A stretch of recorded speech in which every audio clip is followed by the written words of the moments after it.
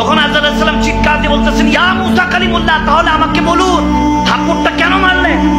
বলে, শুনো, তুমি হয়তো আদম সফিউল্লাহ থেকে এই পর্যন্ত সবার কাছে যাচ্ছিলা, কাউকে তো ওয়াজ করছো না, কারণ তোমাকে মালাকুল মউত বানানো হয়েছে। এই জন্য তুমি আমার কাছে এসেছো সালাম কালাম ছাড়া। আমি মুসা কালিমুল্লাহ, হঠাৎ মনে পড়লো একজন আখিরুজ্জামান নবী আসবে। আমি মুসাও হইতাম না যদি সেই নবী যদি পয়দা না হতো। আমি জন্য তোমাকে শিক্ষা দিলাম, যখন তুমি সেই আখিরুজ্জামান নবীর কাছে যাবা আদব সহকারে যেতে হবে। এই জন্য তোমাকে আদব শিক্ষা দিলাম। আল্লাহ পাঠিয়েছেন যাওয়ার জন্য, যদি আপনি চান তাহলে যান, যদি না চান আপনার যে পশুটা আছে হাত ফিরাইলে যতগুলি পশম আছে আল্লাহ ততগুলি হায়াত দিয়ে দিবেন। আবার যদি আমি ওই হায়াত যখন ফুরিয়ে যাবে তখন আমি আবার এসে আপনার জান কবজ করার জন্য আসবো। আল্লাহ সুবহানাল্লাহ। কথা বোঝা গেছে? বলে, তুমি কি আবারও আসবা? বলে, হ্যাঁ। যেহেতু তুমি ওই পশমের হায়াত ফুরালে আবারই আসবা, আমি তো চাই আমি আল্লাহর কাছে যাওয়ার জন্য। সুবহানাল্লাহ। তখন আজরাইল আলাইহিস সালাম চিৎকার দিয়ে বলতেছেন, ইয়া মুসা কালিমুল্লাহ, তাহলে আমাকে বলুন থাপ্পড়টা কেন মারলেন?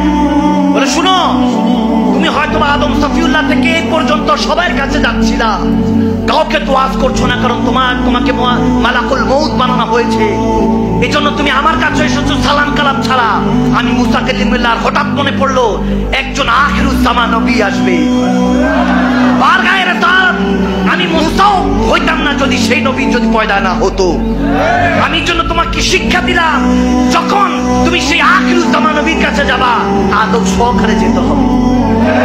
এই জন্য তোমাকে আদব শিক্ষা দিলাম। দেখা যায় বুখারী শরীফে যখন আমার নবীর কাছে মালাকুল মউত গিয়েছিল, একা যায় নাই, নিজের সর্দার জিবরিল আমিনকে সাথে করে নিয়ে গিয়েছে। সুবহানাল্লাহ। জিবরিল গিয়ে দরজার মধ্যে নক নক করেছে। হযরত খাতুনে জান্নাত বলতেছে, ইয়া রাসূলুল্লাহ, কে জানি দরজায় ধাক্কা দিচ্ছে, করাঘাত করছে, নক নক করছে। আমার নবী বলতেছে, দেখো জিবরিল আর আজরাইল আসছে। সুবহানাল্লাহ, সুবহানাল্লাহ। বলে, মা গো, জিবরিল আর আজরাইল আসছে, দরজা খুলে দাও। যখন জিবরিল আর আজরাইল আলাইহিস সালাম আসলেন, তখন জিবরিল আলাইহিস সালাম সালাম দিলেন, একদম আদব। আমার নবী বলতেছে, কি ব্যাপার জিবরিল, কি অবস্থা, কি মনে করে আসলা? তখন জিবরিল বলছে, ইয়া রাসূলুল্লাহ, আল্লাহর পক্ষ থেকে আজরাইল আলাইহিস সালাম এসেছে আপনার জান কবজ করতে। তখন মুচকি হাসি দিয়ে আমার নবী বলতেছে, বুঝছি মুসা আলাইহিস সালামের সবক মনে আছে। সুবহানাল্লাহ, সুবহানাল্লাহ, আল্লাহু আকবার। সে নবী দরবারে